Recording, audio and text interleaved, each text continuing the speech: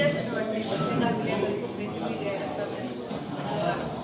అలాగే జాతీయ అధ్యక్షుడు లాకా వెంకటరావు యాదవ్ గారికి విచ్చేసిన బీసీ నాయకులందరికీ నమస్కారం తెలియజేస్తున్నాను. నా పేరు డివిటి పద్మా యాదవ్, అన్నమయ్య జిల్లా జాతీయ బీసీ సంక్షేమ సంఘం అధ్యక్షురాలిని. ఈరోజు చలో ఢిల్లీ ప్రోగ్రాం కోసమని ఈరోజు ఇక్కడ ప్రెస్ మీట్ అరేంజ్ చేయడం జరిగింది.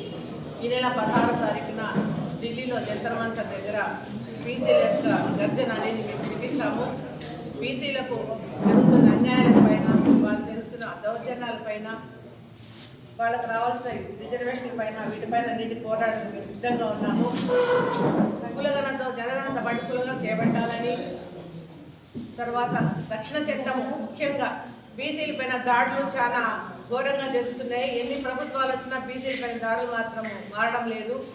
కాబట్టి బీసీలకు రక్షణ చట్టం కావాలా, ప్రతి దాంట్లో అన్ని రంగాలలో బీసీలకు ప్రాధాన్యత ఇవ్వాలని, మహిళలకు రిజర్వేషన్తో పాటు సబ్ కోటా కల్పించాలని మేము డిమాండ్ చేస్తున్నాము. ఇవన్నీ జరిగేదాకా మేము ఆగము. బీసీలు అందరం ఏకమైనాము. ఇప్పుడు రాబోయే కాలంలో బీసీల రాజ్యమే ఏర్పడుతుంది ఖచ్చితంగా. ఈసారి సీఎం పోటీ చేయాలని కూడా బీసీలు ఖచ్చితంగా ఉంటారు. పత్రికా మూలంగా మేము తెలియజేస్తున్నాము.